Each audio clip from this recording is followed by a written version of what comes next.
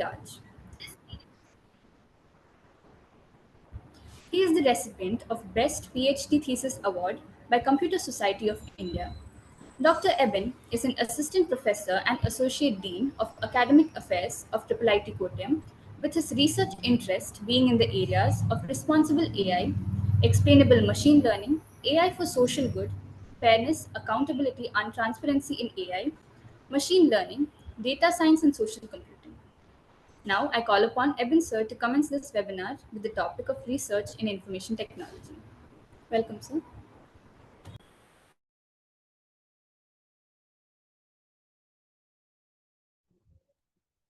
I hope I'm audible and you're able to see the shared screen. Yes, sir. Yes, sir. Yeah. So thank you, Kavya, for the warm introduction. So once again, good afternoon all. And it's really a challenge to give a talk at this time, right after the lunch, where it's really difficult to kind of be awake. So I'll try my level best, to not let you sleep. So just as an intro, I would like to tell all the other talks which we are gonna listen in this webinar series. It will be uh, more of very technical in nature, but this talk is kind of a primer, I would say, or maybe a kind of bird's eye view about research in IT. And before I formally begin on this particular topic, I would like to give a very small introduction about the institute, that is IIIT Kottayam, and also its research programs and some significance, what it has achieved within a small period of 8 years. So Indian Institute of Information Technology Kottayam is an institute of national importance, which is situated at Pala, Kottayam in Kerala. And it is a fully residential campus. And we have multiple programs in undergraduate, postgraduate, integrated MTech, and PhD, and as well as postdoc. So in undergraduate program, we have BTech, and in CSU also we have different flavors of specialization, especially AI, data science, and cybersecurity. And in addition to that, we also have BTech in ECE. And we also have a joint MS program with the University of Agder, Norway. And PG programs, we have our PG programs exclusively for the working professionals. So we have close to 250 students from 180 different IT companies. And we have it in cybersecurity, AI data science, and also in big data and machine learning. And also we have another unique program called IMTech, or Integrated MTech, where students right after passing their 12th standard, and if they're working and if they want to pursue their studies along with their work or career, they can definitely do that, where they'll get the degree like BCA, MCA, and MTech. So it is known as Integrated MTech. And we have PhD in computer science, in electronics and communication, and also in maths and cybersecurity. Same goes for postdoc. So within a small or a short duration of 7 to 8 years, we are one of the leading IIITs in the country, with major collaborations with Microsoft, with the major good universities, global universities like TUM Germany and University of Agder, and also with major IT players such as Mozilla, and also funding agencies such as United States International Development Agencies. So it's a very beautiful campus. So if you wish to come and visit us for any of the offline programs, especially during this month of May, June, July, we have a lot of offline programs happening. So in case if you wish to visit the campus, you're always welcome to do that. And also I'd like to talk a few things about the PhD program which we offer. So right now the admission portal is up and on, and the schedule is right like this. So the last date of submitting oral application is May 31st. So in case if you are a prospective candidate who are looking for research in IT and information technology. So when I'm saying information technology, it includes computer science, ECE, and computational mathematics. So that's what we call it as IT. So the last date of receiving your application is May 31st, which is in another 4 days. Right? And moving to the talk, or basically the talk is titled as Research in Information Technology, What, Why, and How. So we'll try to look into these three questions. What is research in IT? why we want to do research in IT and how we usually do research in IT. So we'll start with some very basic statistics. So India is one such country where it produces number of doctoral graduates. It ranks globally fourth. It is led by US, followed by Germany, then Great Britain, and then India is in the fourth position. So this is in general, not with respect to information technology. In general, you have a lot of PhD graduates in India, and especially that number has started increasing in the last 10 to 12 years, right? So we'll start with a very basic thing. So what is research in IT? So as I mentioned, the institute, especially any IIIT, if you take, the need and goal of IIITs is to have a very good academia and industry interface. So research in information technology refers to the systematic study and investigation of various technology. It can be computing system, it can be software applications, it can be communication technology, it can be network technology. So ultimately, the investigation of all these technologies to discover new knowledge, or maybe to enhance existing technology, or even to develop innovative solutions to maybe complex problems, right? So obviously, this involves variety of maybe a combination of theoretical and practical approaches to understand and improve the way things happen, and based on that, a solution is being proposed. So one aspect is maybe you call it as theoretical research. So in computer science, you usually call it as computational theory or theory of computation, where you focus on the algorithmic aspect and also how computing is done. Or maybe from a electronics perspective, you think about the protocols which you have heard. All these things comes under theoretical research. So usually in theoretical research, maybe you may have modeling or simulation that is happening. And based on that, maybe some conclusion may happen. Or sometimes it can be, when I'm saying modeling, it could be completely maths in nature, right? So these are the two different ways in which it can happen.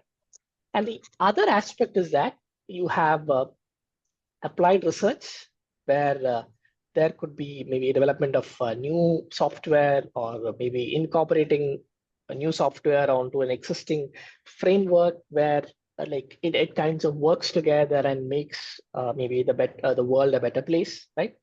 Also, this is what most of the so-called IT companies do. So where like they might be designing and integrating technologies together and bring it on under one umbrella, and you have some new thing happening, right? So the other aspect is that you have the interdisciplinary research, where you have the human-computer interaction happening, and in addition to that, you may have things like other domains, like you can think about health domain or agriculture domain. So different domains come into play, and you have some like technological intervention, which will kind of change the whole scenario, right? And in addition to that, you also have things like innovative technologies. So you would have heard about AI, ML, cybersecurity, where like these things, it can be used in irrespective of what you're working, it can be very easily integrated, right? So all these things, usually from an IT or from an engineering perspective, usually it needs to be evaluated and validated, right? So you have a lot of performance analysis measures that happens, and also some quality assurance that kind of comes into picture, right? And in addition to that, you also have technology integration, which I was just mentioning, right? You can have different aspects of these things like come into one umbrella, right? And the ultimate objective of research in IT, most of the time it can be innovation, it could be optimization, it could be problem solving, and in some aspect it could be knowledge expansion, right? So these things mainly show how IT research is not just about technology development, but also its application to solve maybe real world problems, or enhance daily operations, or maybe to expand the body of knowledge within and beyond the field. So usually research in IT offers, or usually they follow a variety of different methodologies. If you think about a pure engineering research, you usually call it as quantitative method, where you do experiments, do simulations, do some statistical analysis, basically to measure and analyze the performance and effectiveness of technology. And you have the other aspect, usually in sociology or psychology, where you have things like, you call it as qualitative method, where you do case studies, you do ethnographies to understand user experience and system context. So research in IT follows both these methods. In some cases, it is quantitative, in some cases, it is qualitative, and sometimes you have flavors of both. That is, it combines both quantitative and qualitative approaches for a comprehensive analysis. And how do you know that you have some solid research that is happening in IT? So usually, in just like in other fields, you have contribution happening in the form of publication, in the form of patents, in the form of software tools, in the form of standards and protocols, so on and so forth, right? So this is a very bird's eye view about what is research in IT. And obviously the next question will be, why do you want to do research in IT, right? So usually, first thing, definitely it is all about innovation and development. So if you think about any new technology which has kind of changed the whole way in which we perceive. Just imagine, like before the pandemic, most of the companies were little little bit doubtful about migrating to cloud. So, but once the pandemic had come in, like most of the companies within a week or two, everybody had to switch on to cloud, right? So obviously, see, cloud computing kind of revolutionized the IT infrastructure by developing cloud computing platforms that kind of allows businesses to scale just like that, right? So that's one of the innovation that has happened to kind of scale up or deploy services with minimal upfront cost, right? So this is one aspect where like it is. So you name any other technology, let it be blockchain or let it be AI data science. In all these aspects, you have this innovation and development that is happening in multiple fronts, right?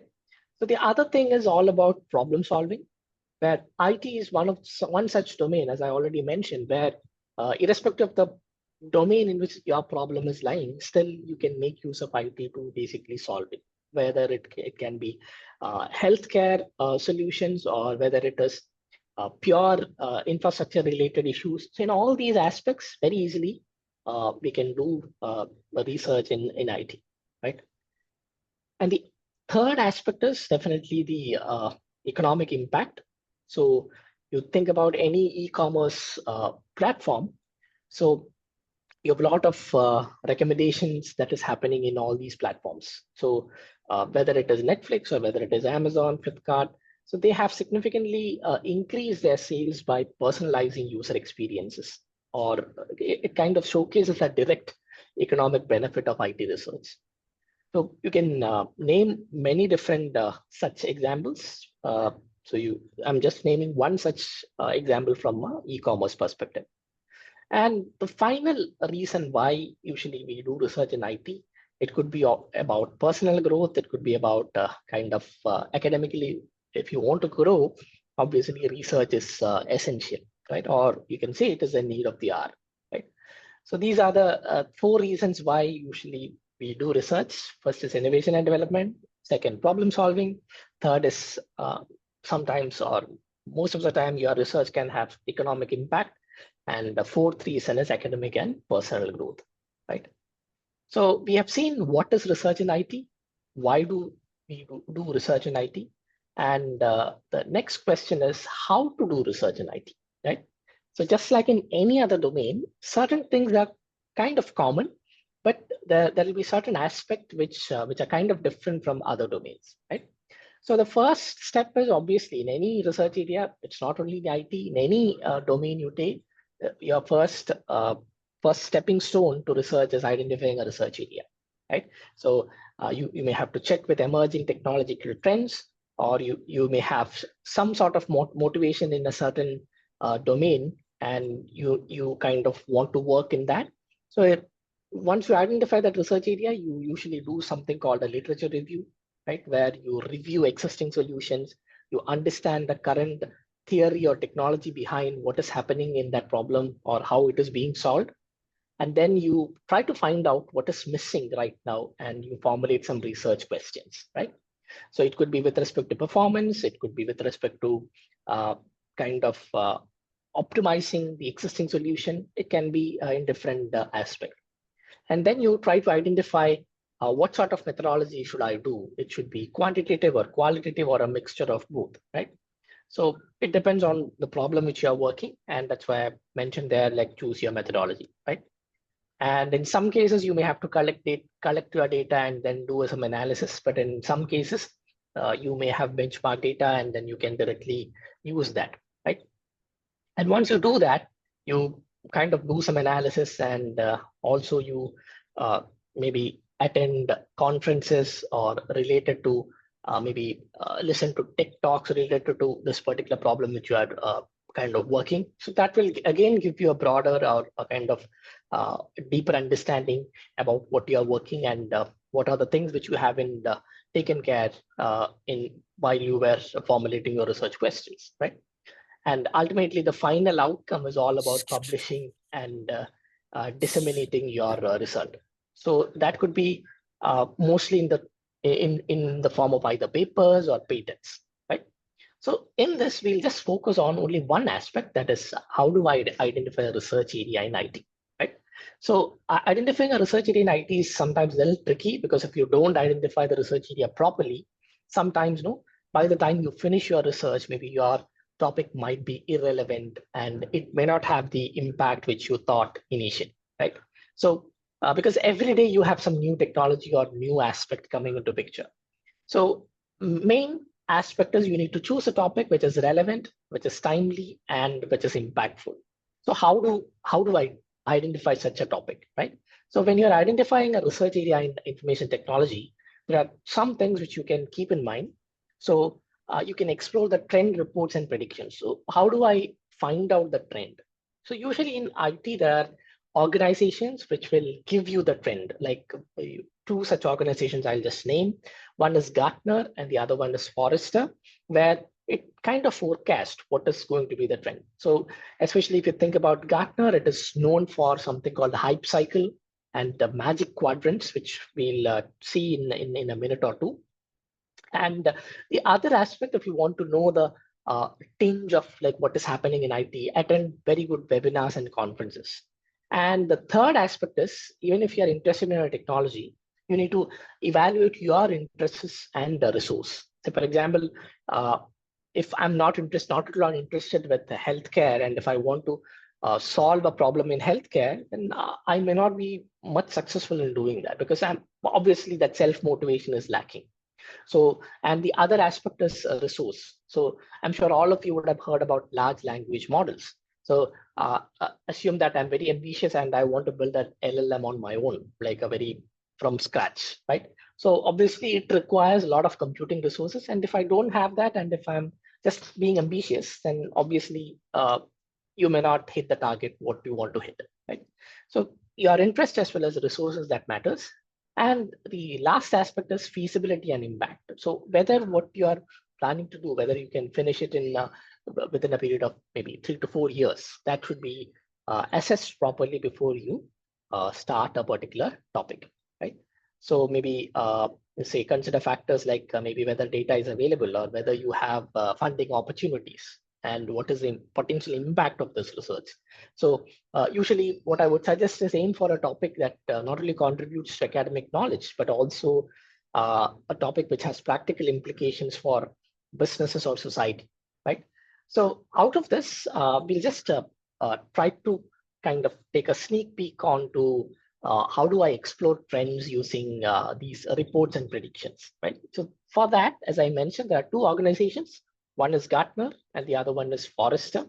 So usually this tries to kind of tell what will happen in the next 5 to 10 years. So for example, if you want to work on a technology and imagine that the technology got really outdated in another 1 to 2 years, then like whatever you started working, maybe your time and energy will be kind of wasted if you start working on such kind of a obsolete technology, right? So how to avoid that? So one aspect is take a look into Gartner's hype cycle. So this hype cycle basically provides a kind of graphical representation of maturity and adoption of technologies and applications.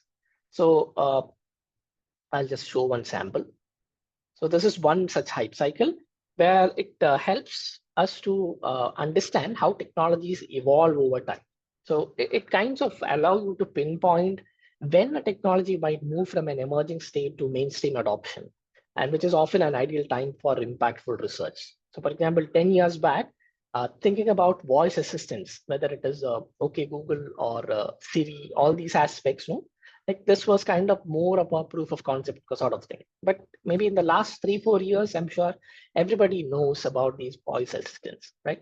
So any such technology, like it goes from a kind of stage of ideation to a kind of overall hype, and then it goes to a kind of a kind of a stage where it reaches the product stage, right? So based on the stage where right now the technology is, based on that, you can definitely start working on these aspects. And there is another company called Forrester, which will help you to understand how technology is adopted by different consumer segments. So based on that, maybe if you're interested in working on a particular technology, you can find use cases or applications where it is mostly used. And based on that, you can decide what should be your research topic. So this Forrester social technographic score can provide insights into which technologies are gaining traction in various industries, pointing to areas that may require further academic inquiry or practical solution where there is a scope to do research, right? And also you have other reports like Magic Quadrant and Wave reports. So that will, I'll just show one sample here. So this Gartner's Magic Quadrant, it evaluates technology providers on their ability to execute and basically it shows the completeness of vision. Like each company takes, so you have things like different quadrants like challengers, leaders, niche players, and visionaries, right? So for example, you can clearly understand by studying these magic quadrants related to your field of interest, it can identify which technologies are considered leaders and maybe ripe for deeper investigation or improvement, right?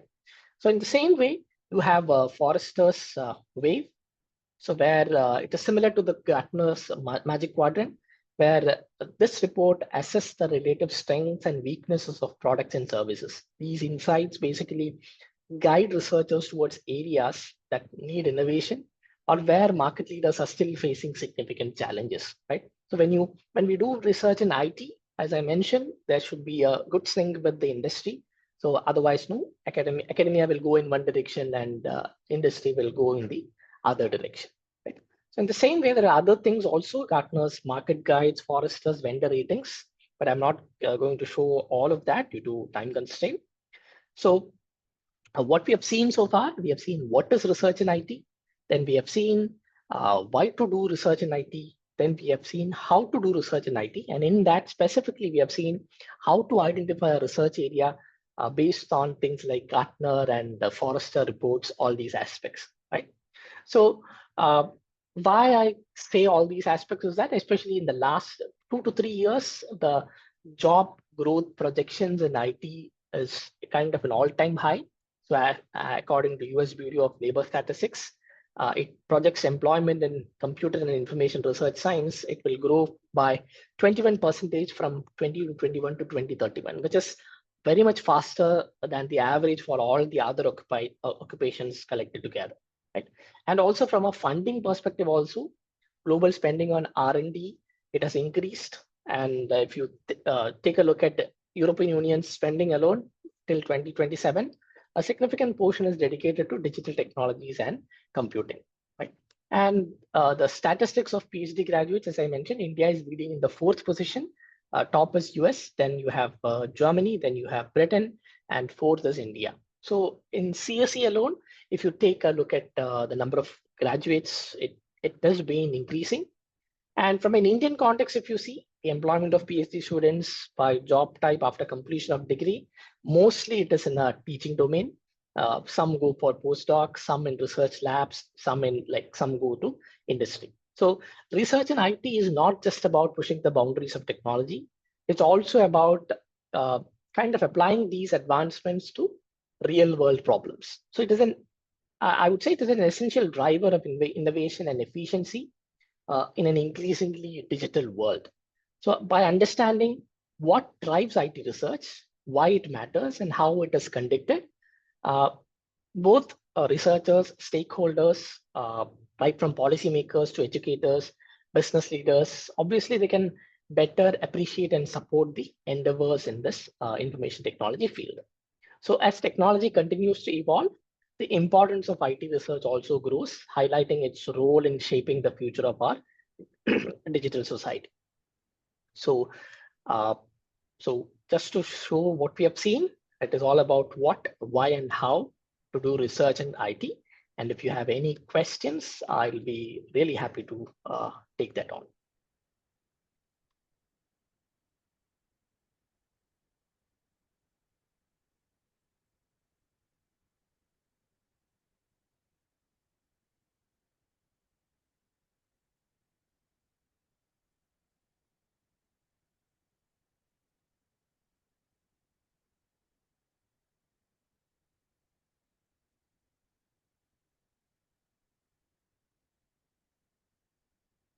So I guess there are no questions. So in that case, we'll wind up. Excuse me, sir. Can I ask you one Yeah, question? please, please.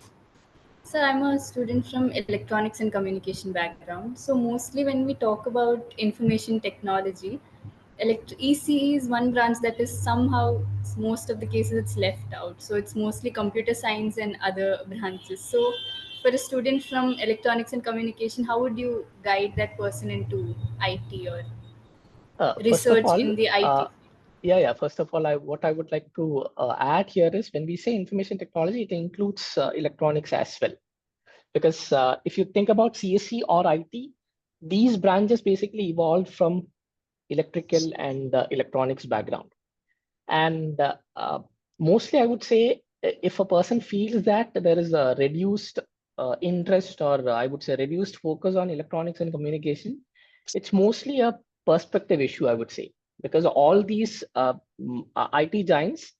It is one true fact is that maybe the focus of hardware is not that much, but when it comes to communication Yes. or networking, these aspects, no, most of the IT giants they give focus, and there is definitely a fair share of job opportunities that is open for electronics graduates. So from a job perspective, if you ask, I would say if you are good in programming or if you have good solving skills, your branch of study it doesn't really matter. So that's what we have observed over the years. Hope you got my point. Yes, sir. Thank you, sir.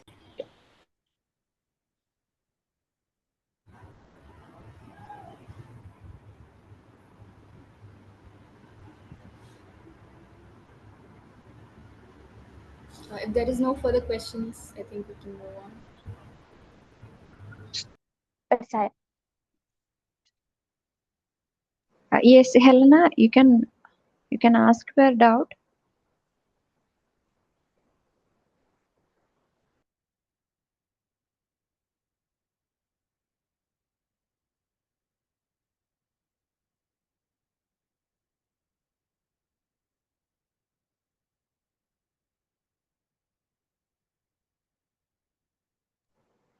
So we hope there is no more doubts from the participants. So if any of you want to ask any guidance or any doubt regarding this area, you can come forward and ask Dr. Ebin sir. So this is a good opportunity